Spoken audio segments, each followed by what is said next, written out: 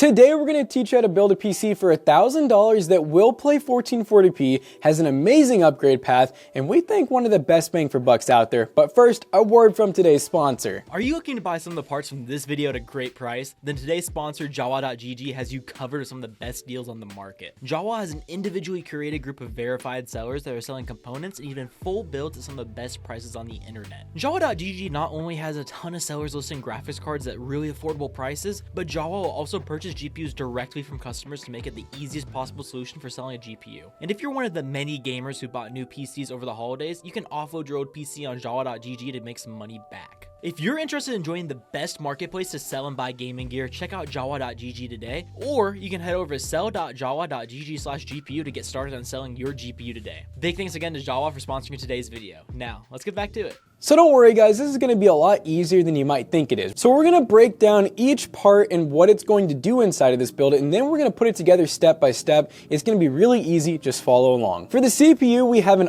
awesome one. This is the Ryzen 5 7600X 6-core 12-thread. Does not come with a stock cooler, so we will be showing you guys how to install a Uphere tower cooler. This right here is the Uphere P5. It's a pretty cheap ARGB cooler and pretty sleek design. You know, it doesn't break the bank. That's really the most important part. It's the fact that it's kind of like an all black design with a little bit of ARGB. So it's gonna be really easy to install it, and these are gonna go really good together. And for the motherboard, we decided to go with the pretty cheap board just to save a little bit of money. This is an ASRock B650M-HDV. So this board is a little bit cheaper because you only have 2 RAM slots. You just have 2 4-pins for the CPU power, but honestly, this could handle a Ryzen 7 really easily in the future. You could handle an X3D chip. And with the 2 RAM slots, you should be able to handle at least 32 gigs of RAM. We're gonna be using 16 though, because once again, DDR5 is expensive right now.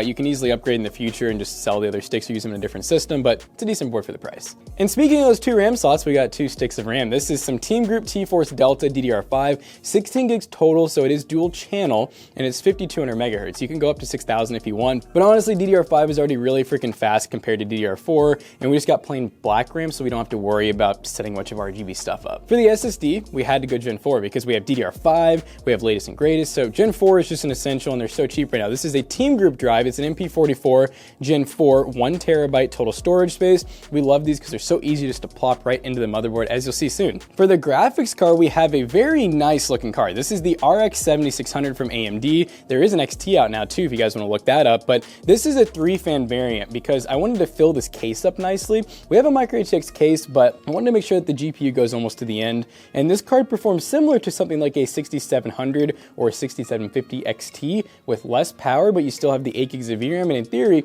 longevity as well, which is pretty cool on this card. And for the power supply, because we got some decent parts here, and I keep preaching this whole upgrade path, you guys, so why would I go with the low end, low wattage power supply? We have a decent one here. This is the ThermalTake Smart Series 750 watts, the BX1. It is a non-modular power supply, so you basically just get all the cables you need and could ever want. We're gonna have plenty of leftover cables for a higher end motherboard down the line, a higher end GPU, higher end CPU, whatever you could want. This power supply will definitely support it for the future to come. And lastly, guys, the case. We really love this case. This is the Montech Air 100. It's ARGB, so it actually comes with 3 RGB fins in the front, 1 in the back, which is really rare to find with cases these days. You normally only get like 3 in the front or none, honestly. And I also love this. It's actually a hinge side panel. So basically it's toolless, and then it just is magnetic. So when you close it, super easy to get in and out of your build, really easy to build in. You have plenty of space if you wanted to add a 240mm radiator up top here, which is also really cool. But since we're using the tower cooler, don't gotta worry about that. So we're gonna go ahead, build this PC step by step, and then of course, we're gonna show you what type of performance you could expect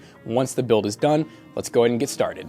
All right, so step number 1 is to simply open up some parts. So right here, we have our B650M, and all that's actually gonna come with is a couple of SATA cables, a M.2 screw, and then normally you have an I/O shield separate, but even though this is a cheaper board, it actually has a built-in I/O, so one thing we can do is go ahead and peel this off before we forget, and it's a pretty good looking board actually. So I'm gonna do the CPU first, because I think that's one of the probably hardest to do steps. It usually takes the longest, especially if you have a custom cooler like that, but we're gonna go ahead and open up our 7600X. These CPUs are nice because just like any Intel processor, we don't have any pins on the CPU, so really nothing you have to be super careful about on these. And the motherboard's where you got to take a little bit of caution. So I can already tell you guys that the CPU is going to go in this way because we have an arrow here and we have an arrow here, and that doesn't really matter just yet because we need to actually open the bracket. So we're going to push down, over, and then just kind of let it come up. You're gonna have to pull this open. You're gonna leave this plastic clip for now, and we're just basically going to drop it into place. Now, this is actually something I love to show you guys, and I didn't even mean to do this, but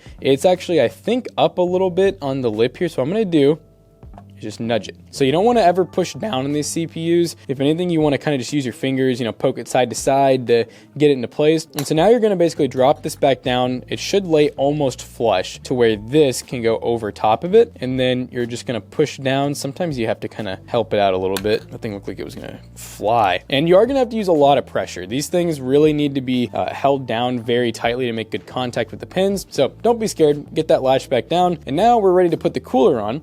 Now, every cooler mounts differently, just a heads up, guys. So if you get a different cooler than this, it is likely going to be a little bit different. Once you've been doing this for a long time, you really don't need instructions anymore. So I already know we're going to need our AMD socket. It's going to come with Intel as well. So let's see, we got, this is also Intel. Might actually be all we really need inside of this baggie here, because I think we're going to be using the stock bracket. If you decide to go with like an Intel build, those usually do not come with back plates. You actually just have holes here, and you're going to have a back plate that you have to put on yourself. But AMD is kind of nice where you don't need to do that. So first, I'm going to go ahead and take these off. You're not going to need these. Some coolers will use the latch system, as we call it, the AM5 latch system, AM4 latch system, but we're not going to need it with this cooler. So we just take, this is a, you'll really need like a PH2 Phillips for these, but a PH1 it will also work. That's what I'm using right now. And you're basically going to put these little standoffs, they only go on one way actually, which is kind of nice, just like this. So these are basically to kind of get your spacing right so that you don't over or under tighten the cooler, because then you're not gonna have good contact. All right. So those clip on pretty good. That's actually my first time using this cooler. And one thing you can also do is kind of get the cooler in place where you're gonna have it, and that'll help you figure out exactly where these are supposed to go. And so far it looks like it's going to be the second holes. So basically just like this. And so now we'll take the screws that they provided. Sometimes you will reuse the stock AMD screws, but they provided some in this case. Go ahead and just kind of get that just a little tight there, because we'll kind of go back and forth just to make sure we have equal pressure.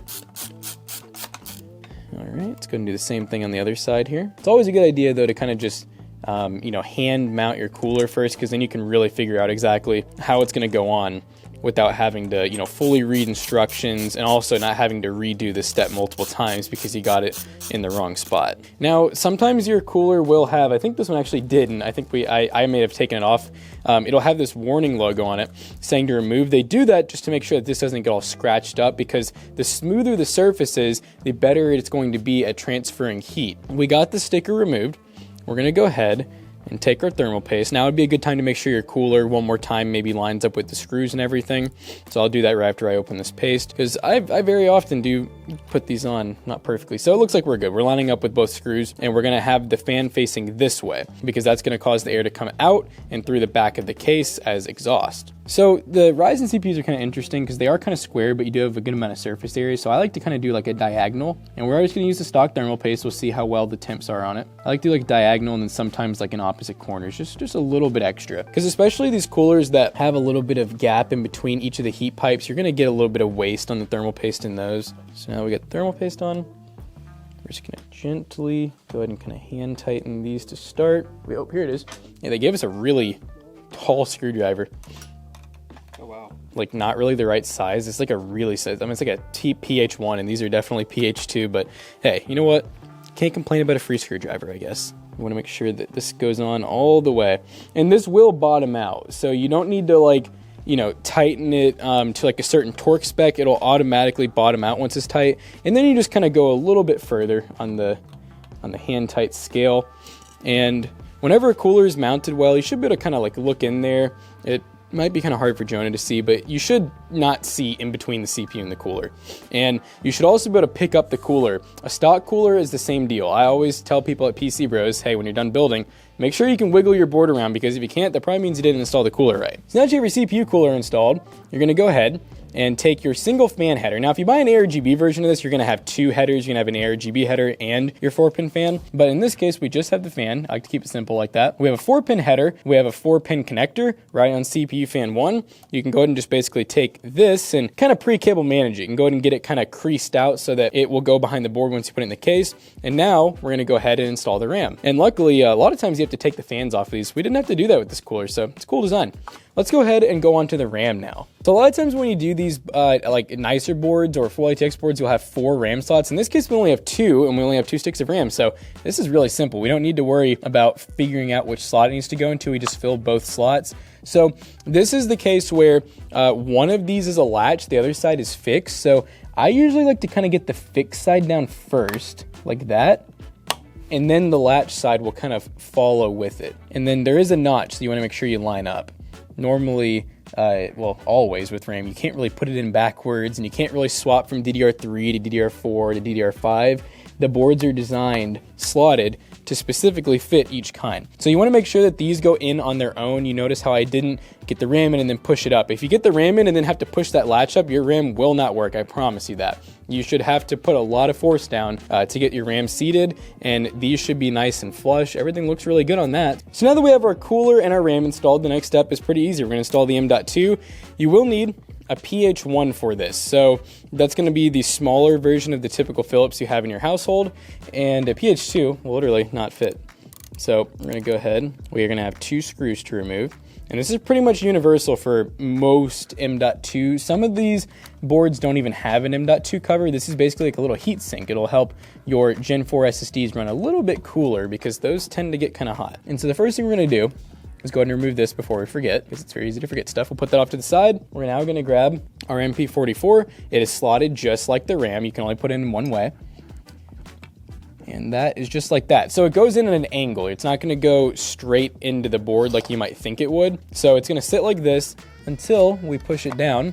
And then we need to take our little cover here. And what I like to do is I like to kind of use my finger to hold it down until the very last second. So both of your screw holes should be exposed right now, and the M.2 shouldn't be like sticking out to one side, because if it is, then it's not seated properly. So I'm going to go ahead and just get this screw in just a little bit, just like that. And now we can go to our actual heat sink here. Go ahead and get that tightened down. To the other side. Now these screws are very, very small, very delicate, so just barely hand tight, and you're good to go on that. So now we have a fully built motherboard. This is technically what we call a test bench at this point. So with the Ryzen CPUs, you actually have integrated graphics. So in theory, you could go ahead and just plug this in and it'll work, but we got to build to finish, guys, and we got to put this thing in a case now and actually make it look good. So let's go ahead and go on to the case section. So next step is going to be getting this bundled mess installed. This is your power supply. So you're going to take your back panel off. You're just going to have 2 thumb screws. I like to put them back in the build so you don't lose them, but the back panel is off. And we're going to go ahead and remove all this stuff. So this is your front panel, ARGB, fan headers and whatnot. So kind of just shove this stuff off to the side. I would recommend, if it is a non-modular power supply like this, go ahead and undo your cable tie here, because otherwise, once it's in the case, it can be a little difficult. And even go ahead and even stretch these guys out. So you are going to want your fan facing down in the build, because it's going to have its own circuit. Essentially, you're going to have a dust filter down here with air coming in and out, or in and out the bottom, and that makes it to where you don't have any extra heat from the power supply. It also is a little bit quieter this way too, which is pretty nice. This comes with the power supply. You pretty much always are going to get your screws and a couple of zip ties. Now these screws are called coarse thread power supply screws. They're also used in hard drives and sometimes to hold down motherboards in certain cases like Corsair. And these are going to need a PH2, but once again, like most of the stuff in these builds, you can use a PH1. You just want to be really careful. Just make sure this PH1, it doesn't fit as snug as a PH2, and you don't want to slip and end up rounding the head out, because then it's going to be really hard to work on. Before we screw it in, just to make it a little bit easier, this is a hard drive caddy right here. What are those things these days, right? So we're going to go ahead and pull that out. This is honestly what they're best for, is holding the stuff for your case. And this is basically just your motherboard screws, more zip ties, a speaker if you want to use it on the motherboard, and we'll get into that in just a minute. First, we're going to go ahead and screw in our power supply, and that is going to take 4 coarse thread screws, the ones that we just showed you all. And I really do recommend, just like everything else in this build, don't screw one side in all the way at first, because stuff just tends to not line up as easily as if you leave it just a little bit loose and then go back and tighten it all. There we go. We're torqued and ready to go. So now what we're gonna do is we're gonna go ahead and get the motherboard in. Since we got this stuff out ahead of time, it makes it nice because then you don't have to lift the PC up again. So lay the PC on its back, just like this. I'm gonna go ahead and lower the table a little bit. Jonah might be 6'4", but he's still not quite tall enough to reach inside this case with the camera. So we're gonna go ahead and take our motherboard, hold it by the cooler, that's how you know it's installed properly.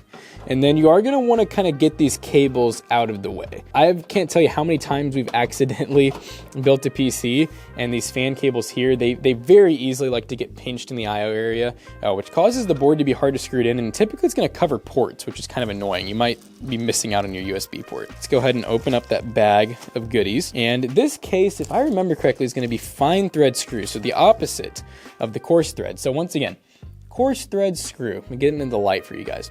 And this right here is a fine thread screw. You notice how much closer the thread pitch is together, and the heads are typically a lot different. But keep in mind, you will find variants of like the coarse thread and the fine thread, such as this. This is another coarse thread screw, but notice how the head does not look like the power supply one. So just watch out. It should be really obvious though. Typically the fine thread screws, we call them motherboard or SSD screws typically. They're very fine. It should be really easy to tell the difference. And also these screws should go in really easily. This is really the most accessible one for me. And if you ever, like if you build with a different case and you screw your fine thread screw in, but then you notice it keeps spinning, that typically means that it's actually a coarse thread screw that you're supposed to be using.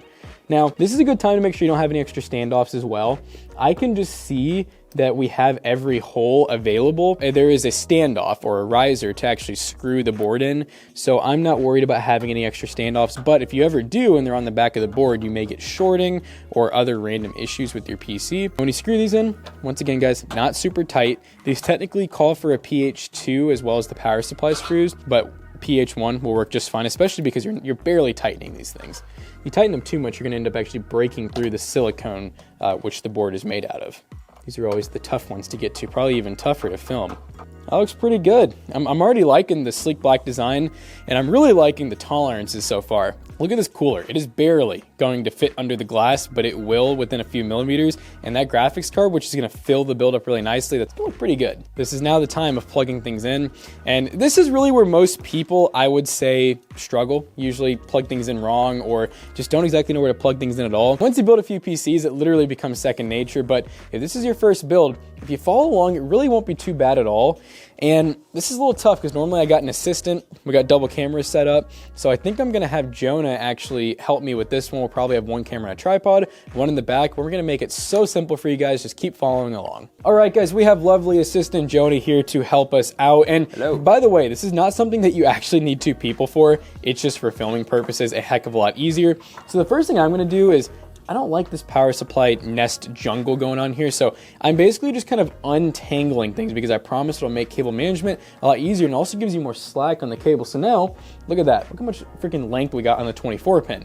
So this right here is the 24 pin. This is one of your main connectors for the power supply, which we will be focusing on first, is the power supply connectors.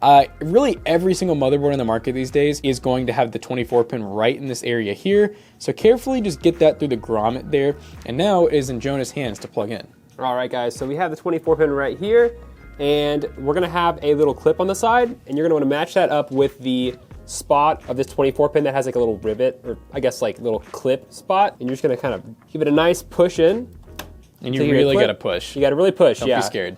And it's all installed. Jackson's gonna pull the slack through the back, and you have the motherboard installed. So next up, guys, we're gonna do the CPU 8 pin, sometimes called a 4+4 pin because you can split these apart for lower end motherboards, but this one actually requires a CPU 8 pin. I'm gonna take that. Once again, most motherboards, very standard layout. It's gonna be right above the CPU towards the back of the case. Power right here. We're gonna move these fan header cables off to the side as well. They can kind of get in the way sometimes, but again, just match the little clip towards the top where that little spot will clip in, guide it in. This can be a step too that it might not be a bad idea to do it before you screw in the motherboard. You can basically go ahead and do this. There you go. Yep, we're clipped. You just clip it in, and then he'll pull the rest of it back, and yeah. One thing that's just so important, guys, is just pull the extra slack back. It'll make it look so much better and make your cable management easier. So at this point, we have the motherboard basically powered. So yeah, there we go. All right, so here's your PCIe power, and it's really nice because the Montech has a really cool little spot, like Jackson said, to pull the PCI cable through. Yes. So it's not like pulling back from the, very back of the case, and it looks nice and sleek when you plug it in. Yeah, and obviously we're not plugging this in yet, guys. This is really just one of those, after you've been building for years, you kind of figure out little fun things like this. So next up, we're going to be focusing on some headers, and I think we should start off with the worst one, which is going to be the front panel. The front panel is going to look like this right here. And basically, you're going to have your power switch, your power LED, your hard drive LED, and every case is different. I want you guys to keep in mind. This one actually has a reset switch right here that is being used as an LED switch rather. So up top, this is not a reset, it's actually to change your LED colors. So a total of basically 4 things to plug in. It's not too bad. Over time, you kind of memorize how these plug in, but I will say sometimes you do got to consult the diagrams on the manuals, or sometimes the motherboards have them labeled. So we got all of our 4 connectors right here. If you actually look into the motherboard, you can see they have a little diagram underneath. So hard drive LED on the bottom left, reset switch on the bottom right, power button on the top right, and then you have your power LEDs on the top left. So we're gonna start with the bottom 2. We're gonna go ahead and start with the HD LEDs. Here are your power LEDs, plus and minus. You're gonna have plus on the left side and minus on the right. And I'm sorry if it's a bit hard to film, but I'll show you guys when they're all plugged in. And you're just gonna slot those right above the HD LED. Looking good. And then the most important, the power switch. And then again, that's gonna go on the top right next to your power LEDs. I'm just gonna plug that in. Gonna push those cables back, and then you are, boom, all installed, good to go. And that's all you gotta do. Again, no reset switch. You don't have to put in that one on the bottom right.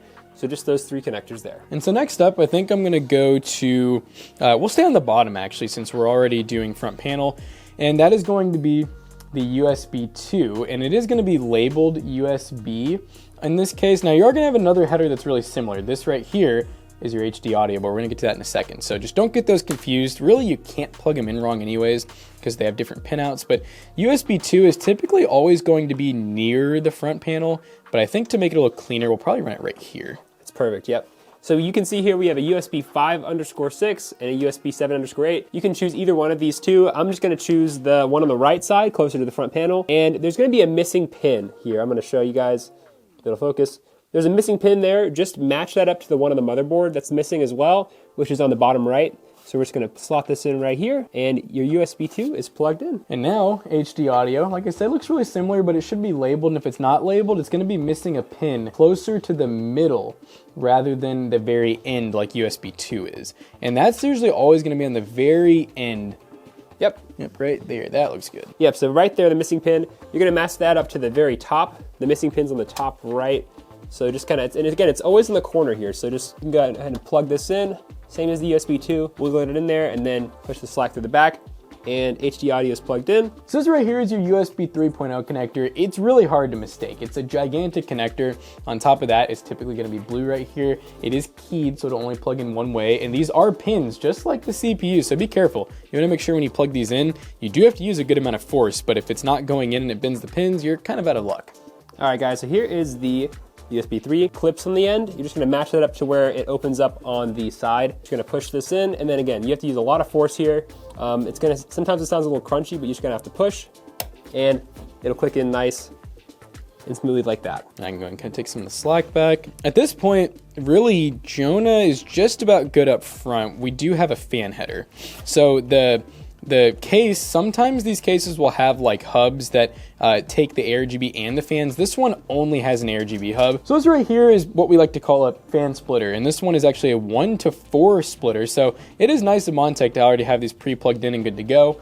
We're gonna go ahead and just feed it through here because Jonah said that's a pretty convenient spot. Yeah, so here is your little fan header, and then we're gonna plug it into channel fan 3 pin. You're gonna match that little slot up to each other. It's a little hard. You might have to tug a bit on it. Yeah, I might even have to give you some more slack if you need it. And you're gonna, just a quick note, you're gonna see one more pin like sticking off to the side, and that's totally okay. That's how it's supposed to plug in. Yep. All right, so at this point, all of these cables right here are, for the most part, extra. We do need to plug one more thing in. And that one more thing is a SATA cable that's going to power our ARGB hub. And that's how we're gonna get lights on our fans. So we just basically need to find, there's probably gonna be a ton of them on this power supply, but we just need one SATA cable. I'm kind of trying to untwist this a little bit, and that's gonna plug in pretty simply. Just, it's once again slotted, so you really can't mess this step up. but it'll look something like that. And at this point, I'm good to go ahead and take all of my extra cable, and where we removed that hard drive caddy, especially if you're not using a hard drive, which I'm going to assume almost anybody watching this video is not going to need a hard drive, we're going to shove all of the extra cables inside of that hard drive caddy. So that then, if you ever need them, they're not all super tightly cable managed away. So for upgrades, testing purposes, whatever, you can easily just pull them out of this little caddy. So now that we got the cables just kind of tucked away, you know, it makes things a little easier. That PCIe that I passed Jonah way earlier is now going to get utilized because we're going to go ahead and put the graphics card in, which is going to be really simple. Let's go ahead and do that real quick. All right, now for everyone's favorite step. This is what's going to actually make your system game. So the first thing we're going to do is go ahead and loosen this thumb screw, and we're going to just basically pull this up. You can kind of leave it in there because really it's not in the way. And then you're pretty much going to want to line up your graphics card. We are going to want to take this off. Don't forget this step, because if you do, the graphics card's not going to go in. But you're going to take your card and almost pretend like you're putting it in. And I can see that I need to remove these two break off tabs. Now, depending on what case you go with, sometimes they are going to be like screw off tabs. Some of them will be, some won't. This one is literally all break off. So you want to try not to mess this step up because then you're just going to have like some open spots. Unless you have some extra tabs on hand, then you can replace them. So we're going to go ahead and break number one. And do be careful when you do this, because sometimes these break off tabs will kind of scratch the motherboard, or if there's like resistors or capacitors near, you can even break the capacitors and resistors off. So just do that nice and gently. And then you're just going to very slowly, you know what I mean? This doesn't need to be a quick step. You're going to kind of feel your way in, and you're basically going to line the gold pins up with the actual PCIe lane. You're going to apply a little force. Goodness. There we go. Whew. Don't forget to breathe, guys. Yeah, that was a little bit of a tough one. So now you're going to use those coarse thread power supply screws, again, that we showed you all earlier. They're the ones that are used for the power supply. Pretty coarse thread. And we're going to go ahead and screw two of those in. You can kind of just go through your, that's what I was saying, to just leave this loose right here, because you can kind of just go through this. You might have to kind of wiggle the card a little bit to get these screws to line up. Sometimes they can be a little difficult. Yeah, and you want these not super tight, but definitely a little bit, probably close to the power supply tightness. And now we can take this. We're gonna just, once again, tighten that down. That just adds some extra protection. Your card should be in there pretty tight at this point. And now we can go ahead and take this connector here, and this is what's gonna actually give your card the extra power it needs. And you're going to line up the notch and everything. It really can't go in backwards, just like most other things in this build. And you know, you can kind of put a zip tie on this if you want, but actually this looks pretty clean to me. And so far, we're looking really good. At this point, your build should be ready to go and fully functional, but we need to do a little bit of cable management to show that we really care about this build. All right, guys, everyone's favorite time, that is cable management. So at this point, this is kind of like a freestyle almost. You can kind of do it however you want. I typically just like to do as little amount of cable runs as possible just to keep things clean. So I'm going to attempt to use this stock Velcro strap here, but it's definitely a little bit of a stretch. Good enough. All right. And then I'll probably throw a couple of zip ties on there. I like to keep a lot of zip ties handy when I do this, because sometimes I just use a few, sometimes I'd be using a ton of them. This one we can actually kind of get through properly. If you didn't end up following my step where I kind of shoved everything in the basement, now would be a good time to go ahead and get all the extra length that you have in the power supply basement. And then you are going to find random points inside the case typically where you can actually put your zip ties to run cables, but some cases, like cheap ones, don't actually have the little cable runs, so you can even just clip it to honestly whatever you can find. This is already looking really clean. We've only used a couple of zip ties. And at this point, I like to kind of leave the rest of the basement really unmanaged. You know what I mean? That's the whole reason why we kind of shove the cables. And this will make it to where if we ever need to do any work on the build, we ever need to do any troubleshooting, adding parts, replacing things, it's a lot easier and a lot quicker. And you don't have to undo all of your cable management up top a lot of the times. And also, if you happen to have a hard drive or SSD, if your cable management stuff too tight, your ARGB stuff will start to pop out, your SATA cables will start to pop out and break, and that is no bueno. So at this point, guys, the moment of truth, we need to get this PC plugged in and see if it actually turns on. So now you're going to take that AC cable, which is a pretty universal cable. You're going to go ahead and plug that into the back of the power supply. You do want to make sure that your power supply switch is flipped to the on position, the number 1. That means on in binary.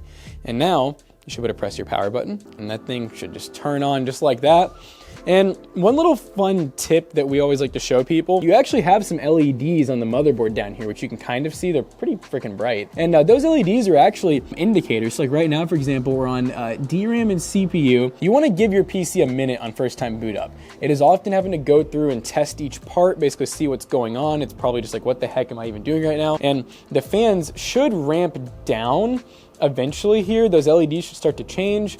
And eventually you should be able to press the power button one time, short press, and it should turn the PC off very quickly, but we'll give it a minute. So let's see, what is that one? That one is boot. Okay, so we should be good. A lot of times the fans will ramp down. We might need to actually go in the BIOS and change the fan speed. That can happen, especially with these cheaper 3-pin fans and with all those splitters. But at this point, I should be able to short press the PC and it should turn off. Let's give it a go. Okay, so that's usually a good sign. It typically means your PC works. Once you get Windows installed or your Windows USB installed, then if you short press it, it'll often take a minute to turn off, or you have to hold down the power button. So at this point, we can go ahead and take this over to our test bench, get Windows installing, and hopefully play some games really well. Alright guys, we were playing Apex Legends and we were doing some team deathmatch. Now this time, we're doing 1080p because I decided to go with pretty high settings, so high across the board with a couple of very highs. We're not really using any upscaling. This game honestly doesn't have a ton of that built in. Now this game does have a built-in cap of 144 FPS, so if you see us hitting that, that is why. There is ways to unlock it, but honestly we're not really maintaining that, so really no reason for us to do that. I did not mean to do that. Oh god. Bink. I did not mean to change weapons there. Shoot! Man, we run the top of this area. Homie didn't think to check there?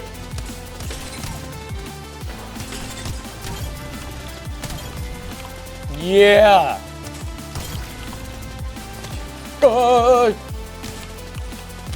Oh god. Mistakes.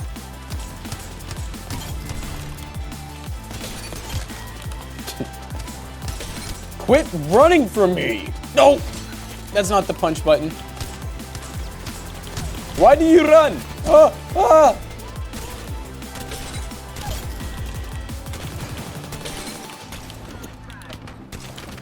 Bro.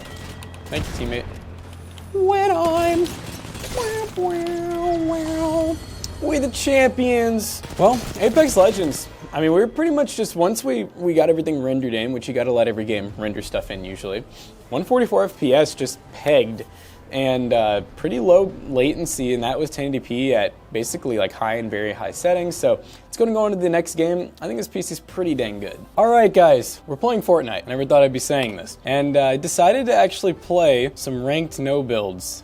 So rather than seeing Matt's diamond play, you're going to see some nice bronze play today. I do have some pretty high settings here that I can just show you guys real quick. Honestly, we'll take a late drop. I'm not scared of nothing. So we are actually playing at 1440p. 165 FPS frame limit, DX12, and we basically have everything set to a high quality preset with TSR Epic on quality. And here's the other settings for you guys. So we're running some pretty demanding settings in Fortnite. We often test higher end PCs where we don't even run 1440p. We still will use performance mode sometimes. So this is really just more of a, I have a 1440p monitor already, or maybe even a 4K monitor, but I want to get, good FPS. And right now, on the drop, we're getting around 70 to 80, it looks like. So I will probably lower the settings here in a little bit. I highly doubt this first run's gonna go very well, so I think we'll have some time to play around with settings. Aim is impeccable. Oh, why am I stuck? Dude, why is this that shotgun took so long to shoot again? I kind of want to keep the 1440p, so I'm almost thinking let's go like medium. Change this to like a balanced preset rather than quality. We want our view distance to still be far. Where is our view distance? Medium. We're going to change that to, we'll change it to epic. All right, let's hope that this one goes a little bit better. That was a warm-up game. I was really late to the drop. I got the headphone cuffs all the way on. All right, 1440p. We're at medium settings. Epic view distance. Let's see how we're looking this time. God, I just feel so slow at everything I do in this game. When I play Apex, I'm like doing 100 actions per second, but in this, I'm just like, I have to think about everything I do. Do I have all shotguns right now? Like I just not see me? Oh my God, he saw me. Huh. Keanu Reeves. Oh, oh, oh. Oh, my aim. Homie, turn around. Look at me when you fight me. Oh.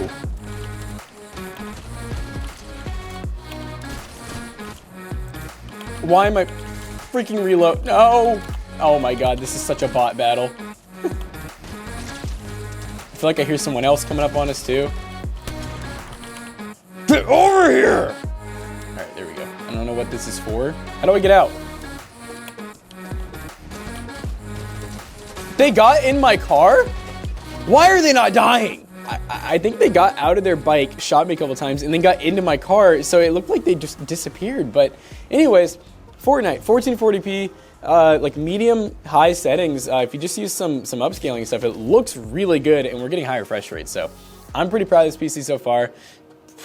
We gotta rank up, guys. We gotta rank up. We're silver 1. We're getting out of here. All right, guys, let's go to the next game. All right, guys, we are playing the finals, and we are on full screen 1440p on a high preset, static NVIDIA global illumination, and then field of view. We have FSR2 on as well, balance. on a balanced preset. So, overall, it's looking crisp. And now one thing to keep in mind that, I don't know if Jonah knows, this is only, we can only do 60 hertz because the Elgato only allows that. So it's not gonna look great for you, but for you guys at home, you are getting a high refresh rate. Pretty close to it at least. We're getting around 120 FPS, give or take, depending on what's going on. And it looks beautiful. The game's really it looks quality good right now. Oh yeah. Uh-oh. He thought he could get you with that thing. Heal yourself. No, I'm sorry. I feel like that's one thing I think they need to do in this game. I think you should be able to self-heal if you're running the heal gun. It just feels dumb, like having. It's almost like playing Loba in any other mode than Battle Royale Apex. All you get is a teleport, and your ult with the shop does nothing. And I'm like, I feel like games like that, they need to think. You know what I'm saying? They need to think about it. And you see no one. 22K? Oh, someone took your kill. Dang, that's a lot of money. Oh, dude, you could deposit that. You could deposit that. Oh! Oh, God. No! Oh, that sucks, dude. That was so close. Oh. Everybody's just trying to do the same thing, and each person Everyone's here. I have 1,500 coins, guys. Dude, oh my God, they're about to win just off that. I know. Finally get some money. Oh my God, there's an image just like sitting. Dude, you can like, if they move, like if they don't move, I'm like confident that you would never be able to tell everything. Yeah. Ooh, man. About 140 FPS the whole time. Yeah, I would say it was like between 120 and 140, so it definitely wasn't bad. 144 hertz, 144 hertz, 1440p monitor, and you're like golden. Pretty solid, yeah. Yeah, preset here, so that's pretty cool. On high settings, it looks really good. So that's the finals, guys. Sorry for the what there is of the finals, you know. That's kind of that's how this game is, though, man. It's a tough one, but it's free to play, so you guys should check it out. Yeah, check it out. All right, guys, we're playing Halo Infinite, and we are currently running 1080p. We have a FOV of almost max. We are on 1080p, high settings. It's basically just a preset, and we're looking pretty good. We're playing some Halo 3 remastered, essentially. So this is a mix of Halo 3 maps and game modes. Very fun. You know what? I'm not having fun. I just got sniped in the head, and the game just started. But yeah, we're looking pretty good. We're getting some good latencies. Halo is a little bit more difficult to, you know, get those like 2 to 4 latency times that you expect with like your esports titles. So I would say that this is looking really good. Feels very playable, very smooth. But this is definitely your classic AAA title. It's gotten a lot easier to run over the years, but definitely the first about, I'd say like 6 to 8 months that it was out, it was definitely a tough game to run and benchmark. Why am I out of grenades?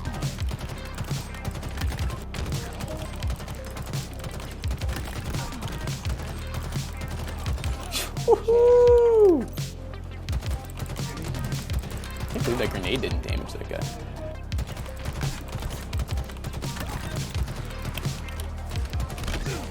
Oh, what riveting gameplay.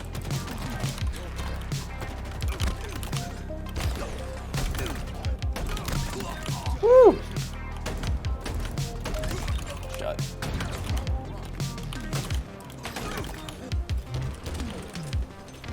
Oh, there's so many enemies.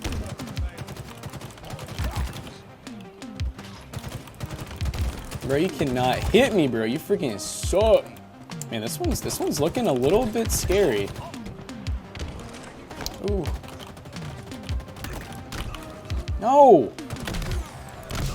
No! God, why did mine not work like that? We just lost off that. 31 kills in 2 minutes of ball time. 2 minutes and 8 seconds to lose the game. That's, Halo Infinite runs really well, even at high settings 1080p. You could definitely stretch into 1440p. Let's test some more esports titles now. We are playing some good old Counter-Strike 2 on very high default video values presets. So we're basically maxed out. We're basically maxed out, and we are here to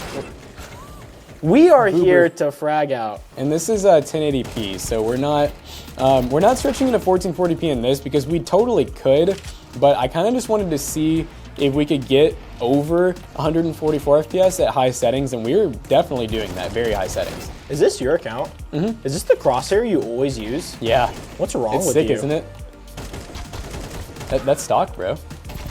No, my favorite is I play at 1440p, so anytime someone's like spectating me, I think if you guys are at like 1080p, it just makes the crosshair like take up half the screen. So people think I'm actually a serial killer. This crosshair is like disgusting. All right, here we go. The momentum's picking up. I can feel it. I hate everything about this. I love the headshots in this game, man. They feel like they always make sense, you know? Got him. Look at that. There's times where we're getting almost 200 FPS. I bet if we were running like some low settings or something like that, or some stretched res, dude, we'd be like 240 plus FPS all day, every day. No. Oh. Well, that was quick. We did it. You got first place. Wow, I'm Moses the assassin. Put my name there. Put my name there. We got first place. That man had 86 kills. That was easy. We had to have joined the game late, right? There's no way we got 86. No, dude, that was the start. Well, that was CS. So at this point, we're ready to wrap up all of the benchmarks. We're going to run 3D Time Spy, and then we're going to talk about this PC and the value proposition of it. Okay guys, we just got done benchmarking our $1,000 PC, and overall, it did really well. We really do preach the RX 7600 as being a great entry-level 1440p gaming machine, as you can see by the benchmarks. We played 2 games at 1440p, and then we played the other games at 1080p. We were able to run every game really at higher settings, or even pretty much maxed out, and we were able to get high refresh rates in most of them, so this is just such an awesome bang for buck. We really do preach these 7600 combos. The upgrade path is amazing. And it's the fact that it's still latest and greatest for $1,000, and it's just fully capable of doing anything you throw at it. Now for the 3D Time Spy score that we do every time, we get a score of 10,962, which put us at a score of about 9 cents per point, which is really not too shabby because this PC looks really good while also performing really good. You got to spend a little bit of money these days to get some good looks, but that doesn't mean you got to break the bank for it. And overall, I'm really happy with how this build turned out. So if you guys liked today's video, make sure you check out our other 2 YouTube channels and also our twitch.tv/toastybros. Do not forget to like, comment, and subscribe, and we will see you guys in the next one. Peace out. PCBros.tech is where this PC right here will be, along with many, many other options. If you want to spend a lot more money, we got you covered. If you want to spend less money, we got you covered. Check out PCBros.tech. Use code ToastyBros2 on checkout to save 2% on your next purchase. See you guys later.